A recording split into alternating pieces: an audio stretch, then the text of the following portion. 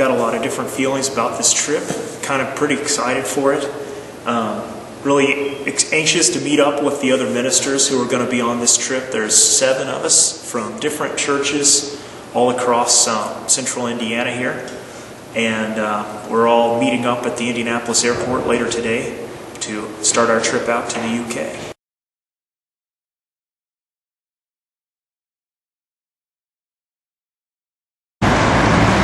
So here we are, downtown Manchester. It's a good, we're on the journey here. Looking for our first hotel. We found the trains okay. And actually our party pass has worked on it, so that's gonna be great. We can use public transport the whole time we're here. Folks driving on the correct side of the road. Since I'm left-handed, I'm gonna say that's the correct side of the road. Going down Princess. Sit across Princess. Princess crosses Whitworth. No, it is Whitworth Street. And crosses Princess there. Okay. And then we're going to that hotel, right? That way. And you are here. You see where we are? It should be right here, right? That's a different street. Yeah, that's Whitworth right here. We're on here. Yeah. We're going to go all the way down here. We're going to hit the Princess right here. Did anyone lose a wheel? The engineer has found a wheel. He's got to figure out if we need somebody's lost one, you know. We seem to be rolling.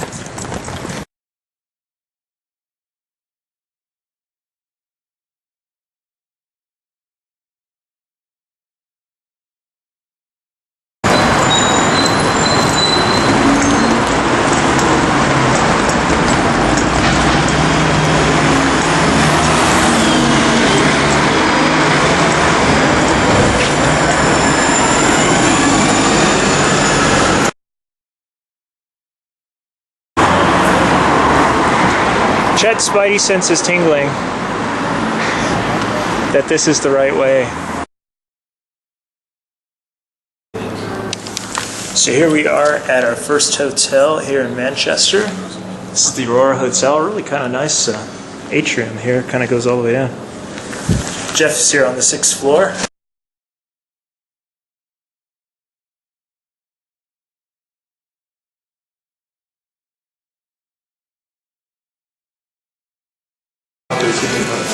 Here we are stumbling through our first English breakfast, trying to figure out what things are for.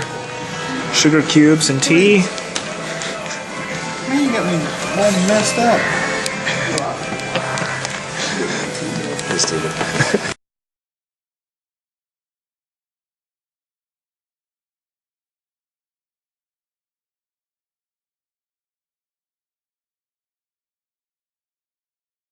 So Chet, you've been watching people for a while. What have you seen?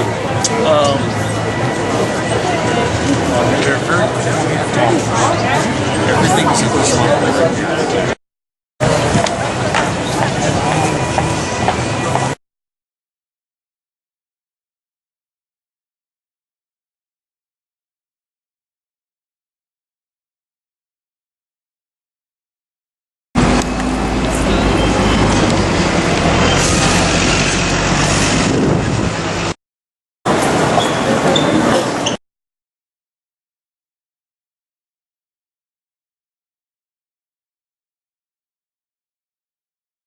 So, we're waiting here at the rail station. Paul has missed the train. He flew in last night, or he flew in this morning, but it turns out that he got delayed in Chicago and he had to take a plane to London instead, so he's going to meet us in York. We're getting ready to go to York this morning. We're pretty excited about it. You can see the excitement on their faces. Excitement. You can see everybody's very excited about this.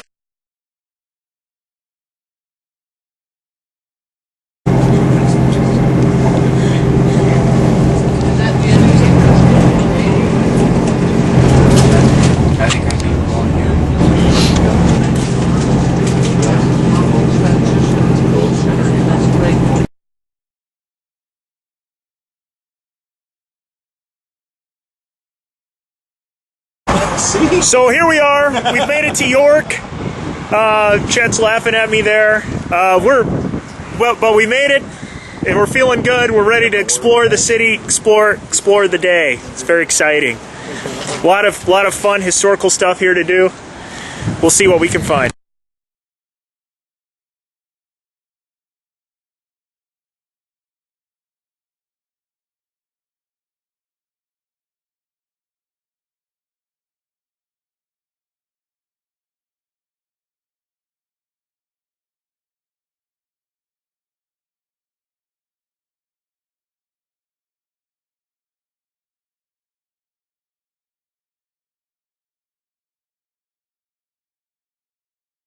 Dracula. I was like, yes, so you do that much more, you may become attraction. That must be the flag. Men's ministry. Whoa, that's crazy. Yorkshire flag. A lot better than that men's ministry called Men Touching Men. What church is that? St. Helen's Church.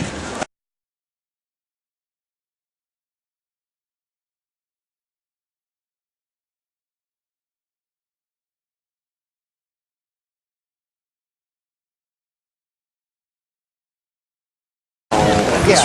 Yorkshire. We're in Yorkshire, I think. And York is the capital of Yorkshire. Okay. Well, let me take a picture of that. Or Yorkshire. I'm not saying it right. It's like right out of Torture. She was actually pretty good.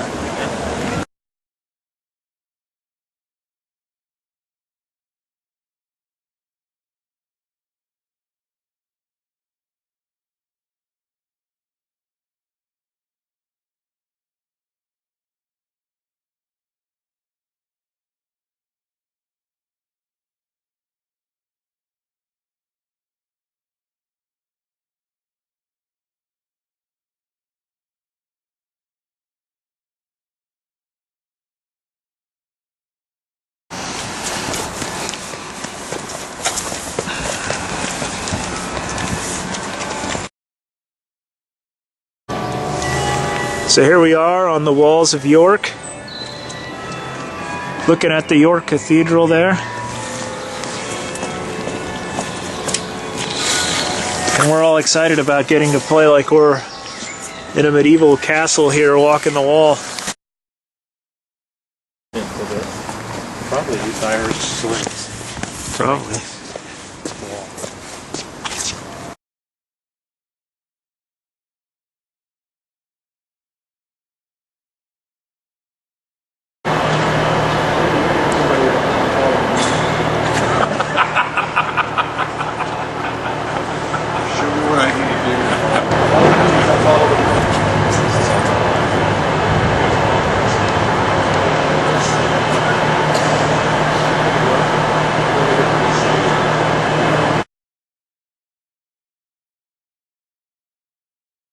Manage until tomorrow. I'll just need to.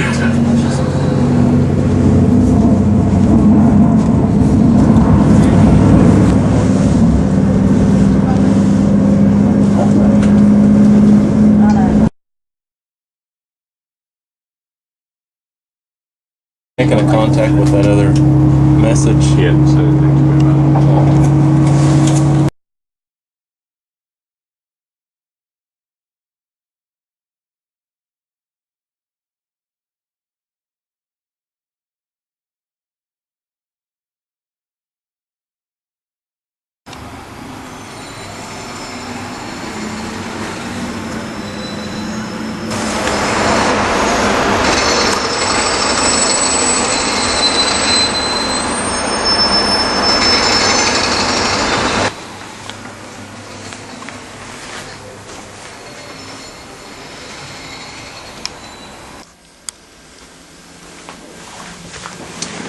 So I had to kind of maze around to find my room here at the Britannia, the Hotel Britannia, which is, it's a lovely room, but it's kind of far up here. I'm kind of far up in the far corner of the hotel here.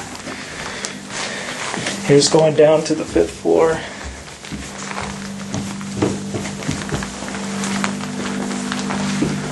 Here's going down to the main stairway on the 5th floor. All the way down the hall. And then all up and down these flights of stairs, all the way down to the lobby. Kind of a far way.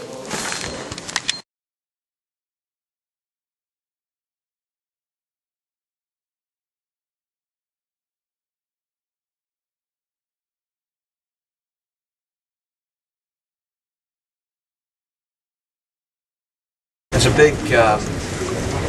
big canal that comes in from the sea. It's about 30 or 40 miles long. It goes all the way to the sea. And big enough for sort of ocean-going liners. And so this was the old docks where we're going to go to now. So the community that we're going to visit, originally would have been one of the reasons it's a poor community is because it would have been the old dock workers' housing, and then the docks sort of closed down in the 70s and the 80s. Literally shut down, everything closed, so mass unemployment, and then all those social problems really then beginning to become entrenched.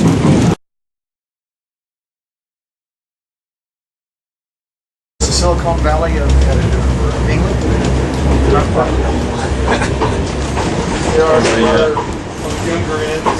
It's trying to be, but it's not. Some of the revivals around Methodism and the Salvation Army, possibly the Pentecostals. If you're working class, you probably always had quite an uneasy relationship with the church. We've just got a short walk, maybe 5 or 10 minutes, and then we'll leave. Just so that you can get a little bit of a feel for the community just before we meet Chris just up the road. So this community's had quite a lot of government money spent on it in the last 10 years or so, including the new health centre and cleaning up a lot of the houses, even though you've got quite a lot of the housing is privately owned, so it's owner occupied.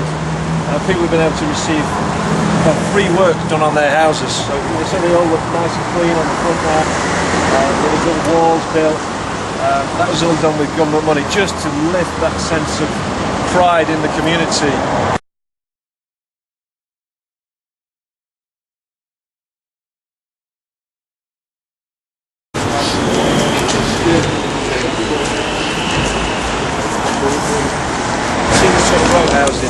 So there's been a lot of demolition here. So these would have all been houses. Some of my friends lived in these houses. So we row back to back. You see the little row down the middle. Yeah. That would have been the back alley between the houses.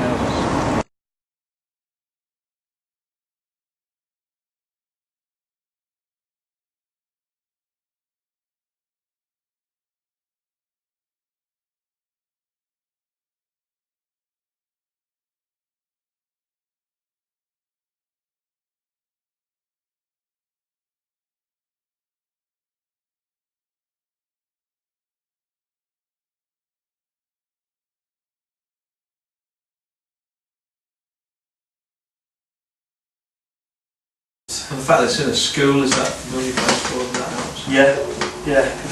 So we were in a school for a couple of years, then we were in a community hall just down there for a couple of years, and now we're in the school again. Because, like I say, 430 kids go to that school, so that's however many extra people you're reaching family-wise and stuff. And so those 430 kids, their families are used to going into that building, so it's an easy thing to come into because they know what it looks like and they know what to expect and stuff. So I think what you've done is fairly amazing, because I think it's opposite of what we would do in America. I think we would come in here with a denomination or a church or whatever, and we'd say, okay, we'd look in the neighborhood. First thing we do is go, okay, well, we can lease that building. It's the first thing we do. We go, we gotta have space. We gotta deck it out. We gotta have this. We gotta have that. We would do the building in hopes that, I guess, that we would build relationships through the building. Yeah. But to find a group of people who say we're going to move into an area, and it sounds to me not with a tremendous amount of structure or plan or strategy, we're just going to live here. We're going to be accessible, and there it is. Yeah. I don't think we don't think that way. there is a theology behind it as well. It's not just an accident. So like, Well, you talk about Jesus there. yeah. But equally, it's like the whole mission of God thing. So if God's on a mission, I guess what we thought when we moved in as young, early 20s, that we were here taking Jesus into this dark place. Well, then what we realised was that Jesus was already here, wanting us to come in. Do you know what I mean? Yeah. And for me, that's... Jesus was taking you Yeah. to the dark place. Oh, yeah. And we thought we were bringing Jesus to introduce him to people, Right, that lived right. here, but he already knew them and stuff. Right, right. And so that's been one of the biggest shifts in my thinking in my whole life, because just the idea that God was at work before the church started doing stuff here, and he's introducing. So what we've, from a very early stage, started asking the question was, what is God doing in Langworthy? Like, what looks like the kingdom of God? Where is the peace coming, and where is community being built? And we will serve it. We don't have to start a load of projects. We can just serve a lot of the projects that are already happening. And so we work with the community group down the road, putting on big events in the parks for the community. We don't pay for any of them. We don't administrate them. We just are part of the team that does it. And we get some of the guys, the bands that from the message that works for, to come down, and they preach the gospel at these events. And they're fantastic big events that loads of people come to, but we've not organised them. Yeah, that's brilliant. We're Yeah. just serving the community. Yeah. And in that, then we get people know that we're reliable, and that we're not weird, and that we're all right and stuff. One of the little maxims that we have for our teams wherever we start them up, the little phrase that I use with them is participate before you initiate.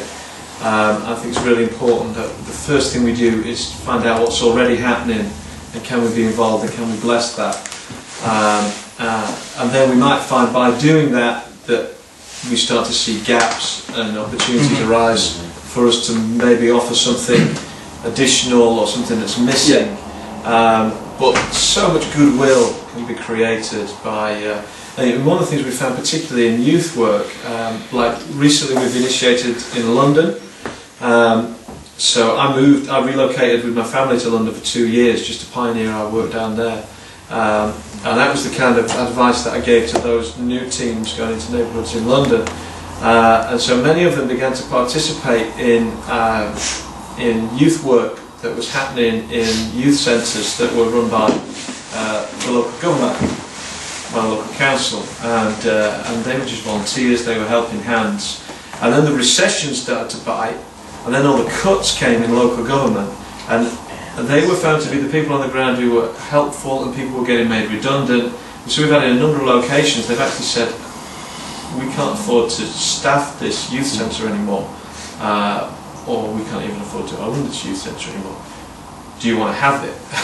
do you want to run this place? You already know the kids, why don't you just take it on as a concern? And that would have never happened if we'd have set ourselves up down the road with a competing youth ministry. So that's exactly what's happening to us now. Like, I had a woman who is from social services here this week. She was saying there's so many cuts now that all these things. Can we do something? She had this big list of things. Can you do something for old people here because the day centres are getting sold off? And she came in and she just said to me, "This is amazing because the council are selling off all their buildings with the recession." Because they can't afford to run them, and especially they're desperate for buildings that are in the middle of estates like this, near housing and near doctors' surgeries and all that stuff. So she said this is just like a gem of a place. That she said if people I know knew about this, they'd want to use it all the time. And so this week literally she's been putting me in touch with 4 or 5 different groups that we can start connecting with and providing stuff for. So it's like people are now coming to us and saying, we've all been made redundant, can you help because you're still here? I guess that's the beauty of the church, isn't it? That's good. We stay here, don't we?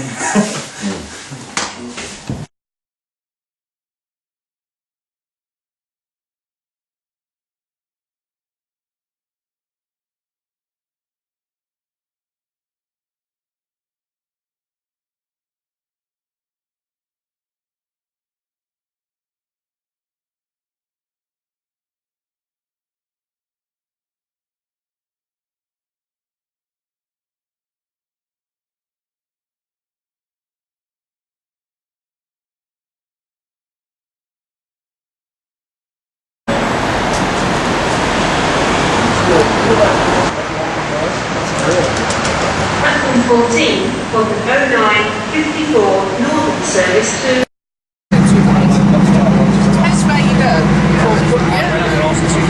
Nice, Stephen.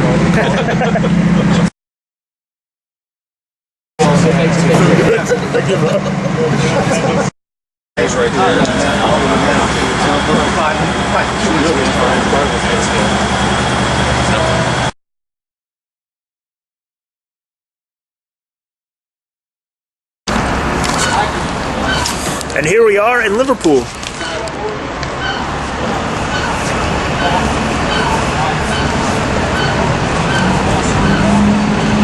Outside the train station, and we're staying here at the Holiday Inn.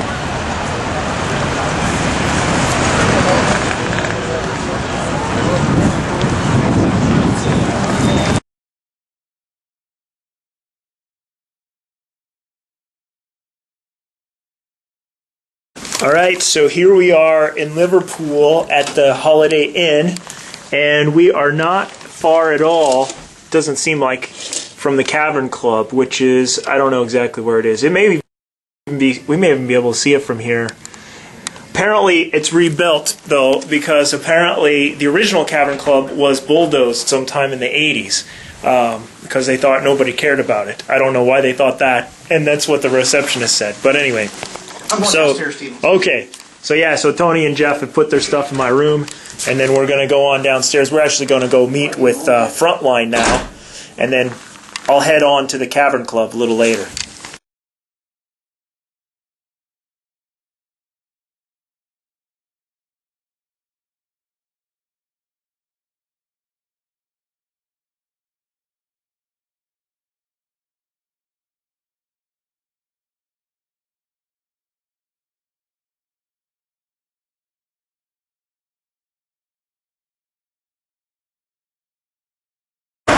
How far it is? First stop.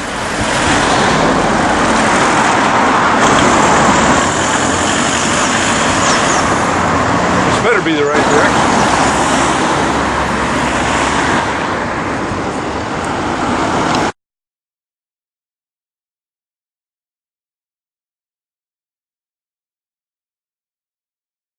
I'll show you around later.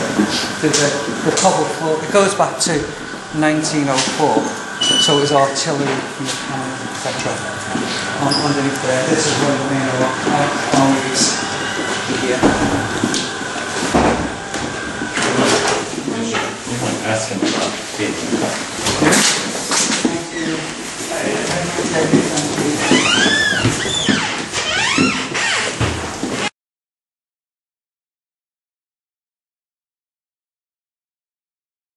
Yeah, it seems like in American culture, we deal with the idea that we want to preach a gospel of salvation to get people to Jesus, but we don't take them beyond that. Yeah. And there's not much teaching about kingdom living. That's Yeah. what, to me, missional. Totally right. Yeah. Totally agree. Living, isn't it? I mean, Well, I think, confident thing that I probably get offered a job once a year in America. I love America. I'm committed. Not as a missionary, but as a co-worker. Never let anybody say anything negative about America. But I quite often think the American church wants attendees. Yeah. We do. Yeah, and not Exactly. kingdom people. I think because we have this as the staff body, and I'm like, in our staff, I can't remember how many we have, but lots. Some of them are full-time, some of them are part-time. Our role, like we've got media people and lots of different missions people, our role is to resource the church to make sure they have the resources to do what God's called them to do. Yeah. That's our role. But there's lots of stuff out there that to read on missional communities. I think you have, if it's organic, we need to realise it's a transition. Let's not say, if we're here and we want to transition into missional church, there's a heart and there's a mind change required. So it's like, where do you invest? People say, if you want to know where you prioritise as a church, look to see where you spend all your time and your money. Right. Exactly. It's obviously, it's what you're investing in, right? So that's why I say that you know, our congregation isn't just the people who attend church or community, because we spend the majority of our money reaching the lost. When did they become our congregation? When the names on on the roll, like, because Jesus was discipling the disciples before they were believers. Right. So we Right. feel that that's what we're doing now. All he said was, "Follow me." He didn't say you have to do all this, and this to follow me. I'm He not saying said, that we shouldn't. I Right. think that's a clear time where people make that life change. But people want to see that this works. They want to see that what you're saying is true. And you know what? People need to be loved. Jesus just loved on people, and he did speak, and he did challenge them.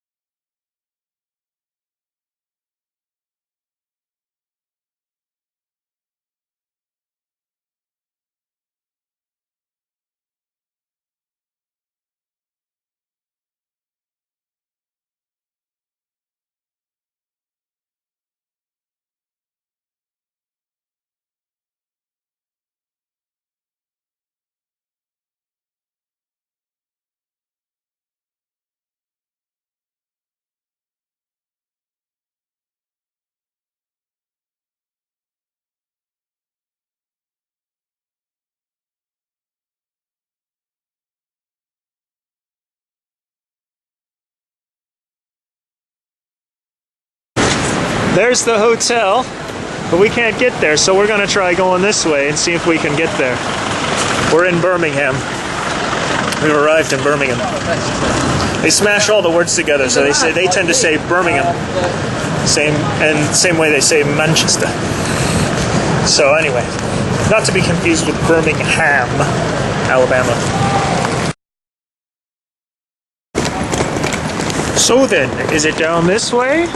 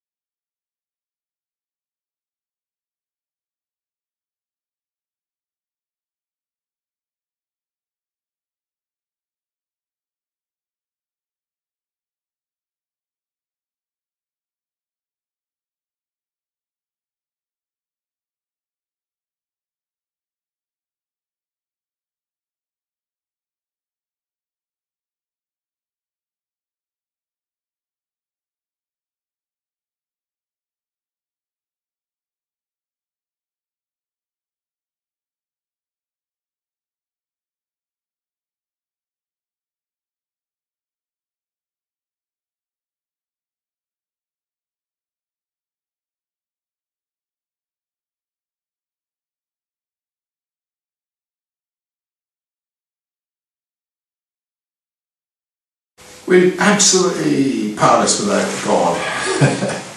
And that's the joy, isn't it, of being an evangelist or being a missionary, that we daily see God turn up.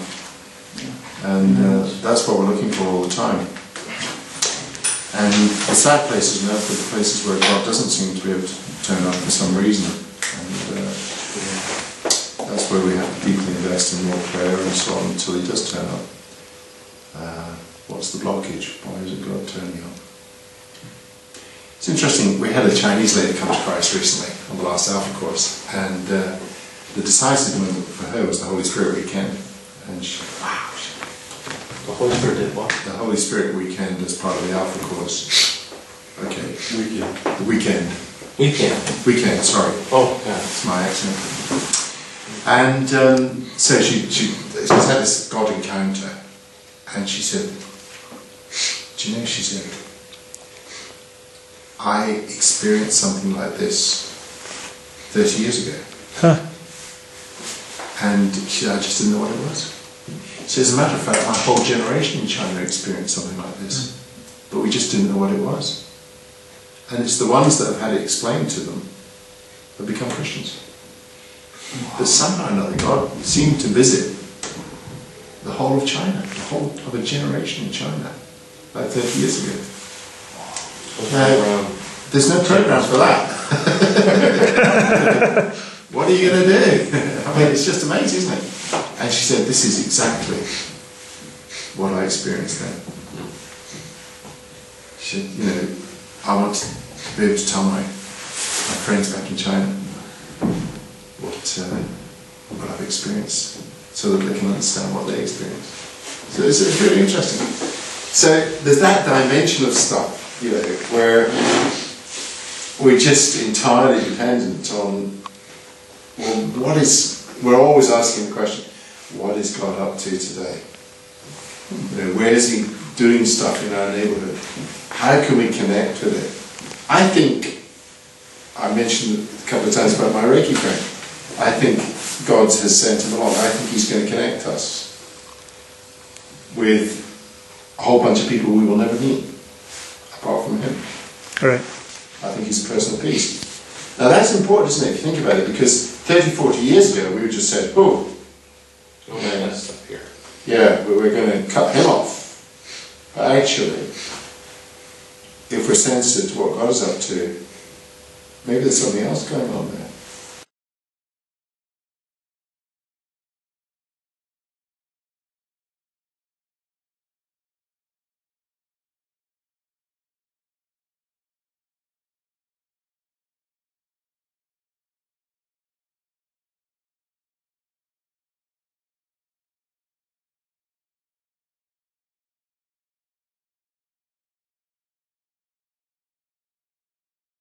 So the story here is, we're at the Comfort Inn. We found our way down to the Comfort Inn after looking around, finding our way around.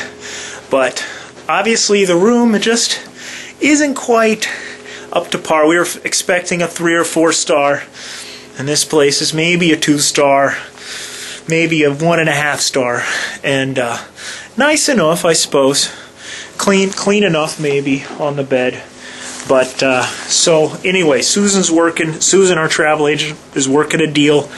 We just decided, you know what, we're just going to jump on a train, go to London, be there for the whole rest of the time, same place, and just relax. We're really tired by this point. We'll probably be more tired once we get there. We're just going to get a cab. So that's the story. So it's kind of a fun story, kind of an interesting adventure, but just, you know, we're going to try something else.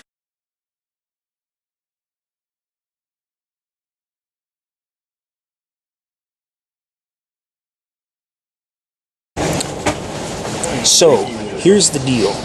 We, after a quite interesting journey, to say the least, passing by the seediest, maybe, parts of Birmingham, we are now on a first-class cabin on a train to London. Pretty excited about this. Hopefully our hotel there will be nice, since we're staying there for the next 5 nights or so. So anyway, here it is. Lots of jokes from the gentleman.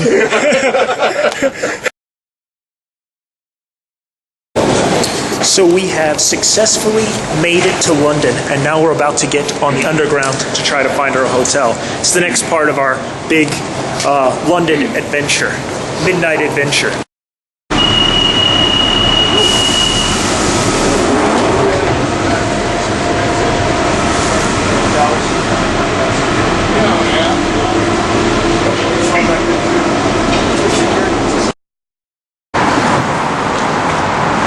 So here we are, we found the Chorus Hotel, Hyde Park London. We'll see how this goes.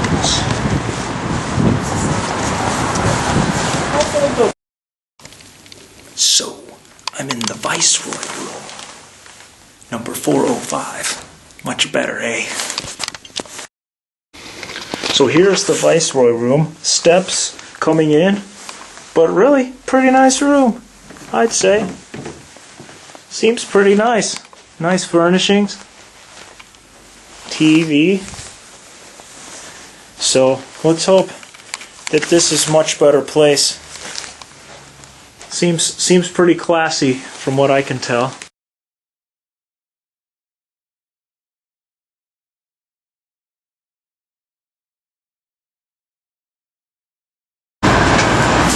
So here we are.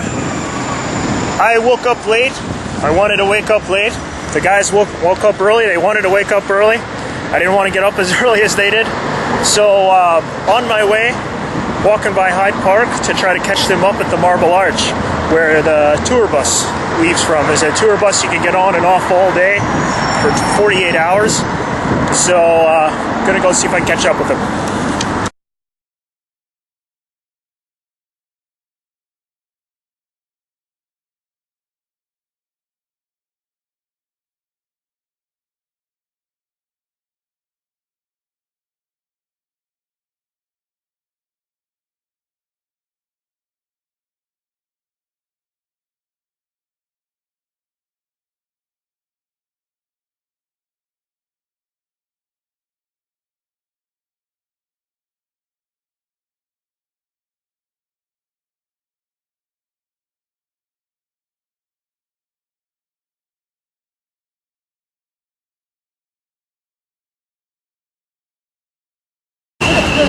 So here, I finally caught up to the guys at Westminster Abbey after an exciting morning of trying to catch up with them. And we're waiting to go in. They're further up in line, but they don't really like people jumping in line here, so I'll wait in line and catch up with them soon.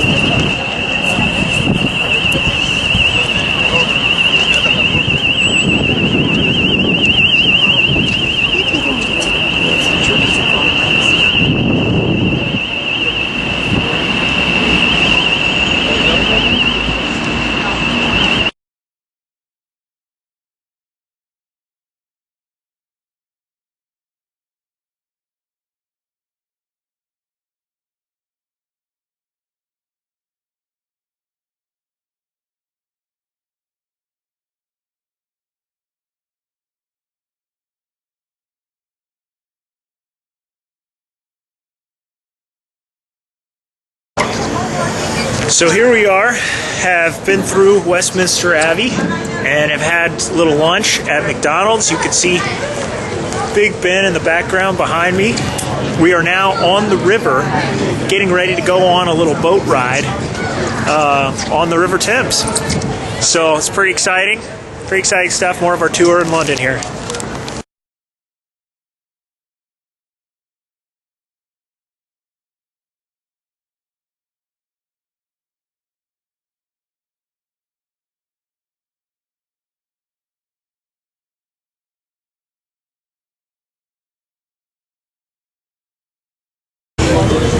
Going on a boat ride.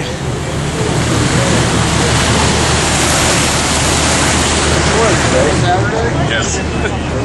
You lost track of time. I had. Just trying to think.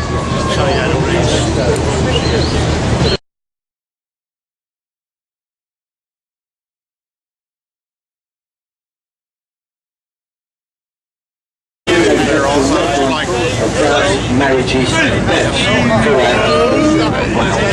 His Wednesday known as Catchum. It's now owned by Mr. Catchum, their shore friend.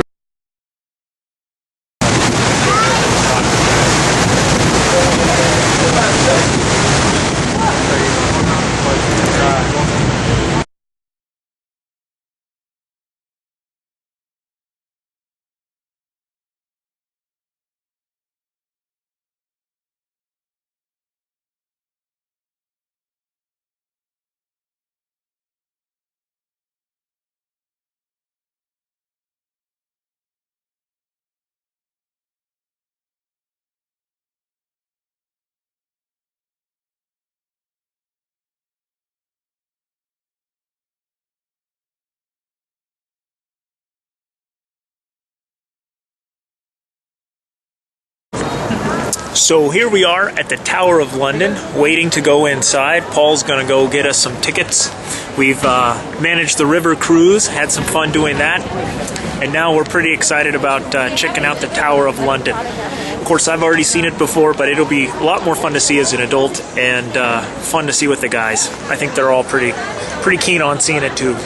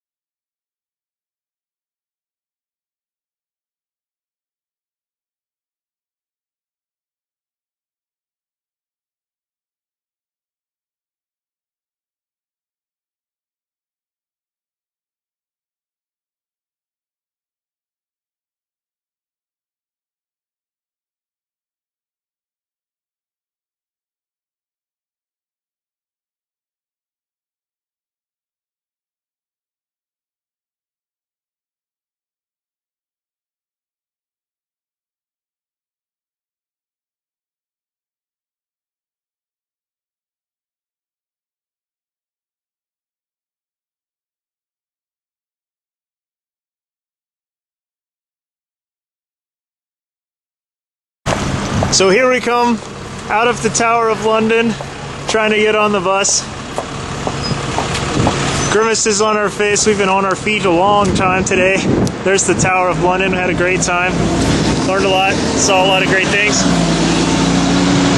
Headed back to try to get on our tour bus.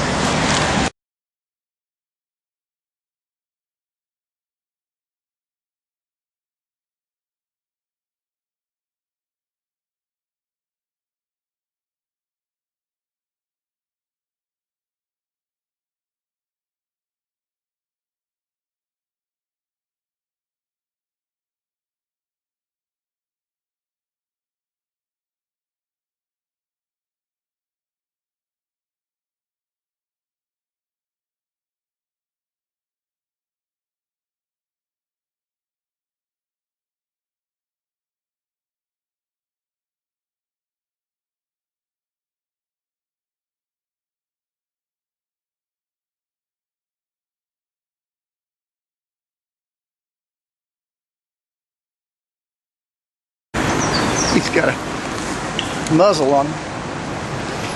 Oh, here we go.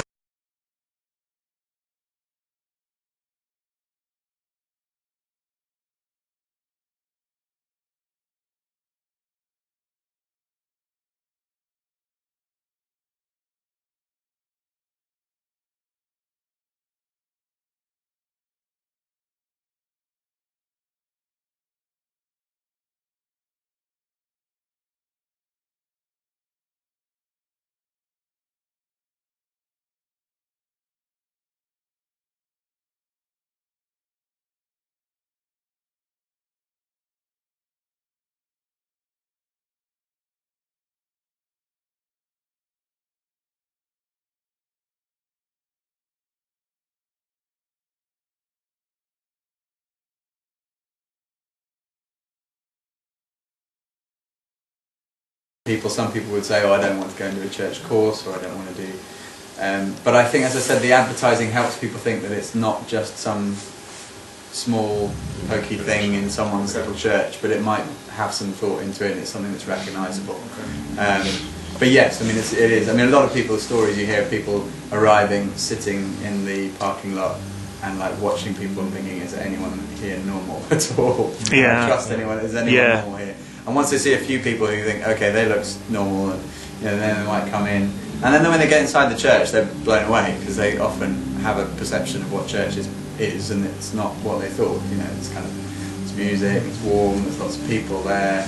You get 1,000 people there all together, and you think, gosh, I'm not the only one who's exploring these questions. There's that kind of thing. And obviously this is a big course, and there are lots smaller courses that run 10 people, 12 people, whatever. But yeah, try and sort of, it's getting people over the threshold, and once they're there, people's preconceptions hopefully are changed a little bit.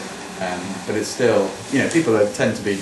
We had one guy in our last course who was an atheist at the beginning, and he said he was even more of an atheist at the end.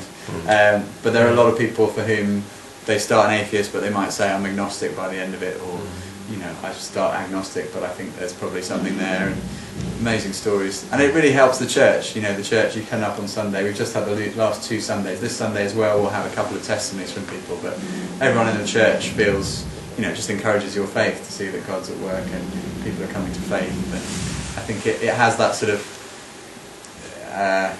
There's a cyclical effect of people thinking, this is exciting, I want to be part of church because I hear that people are coming to faith. And we also try and encourage people who come on the last course who've become Christians, or at least moved a little significant way in their journey, to come back and help with the next course.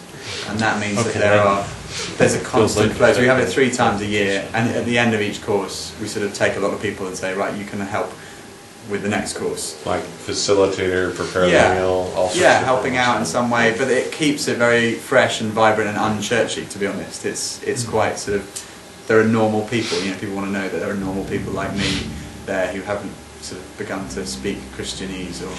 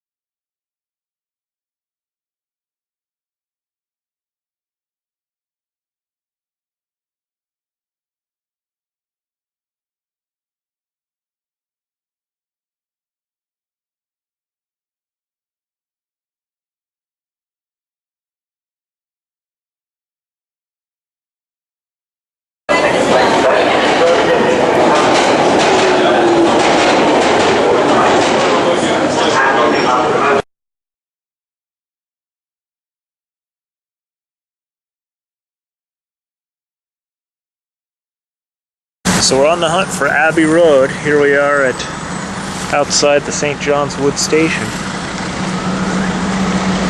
And it's somewhere down here.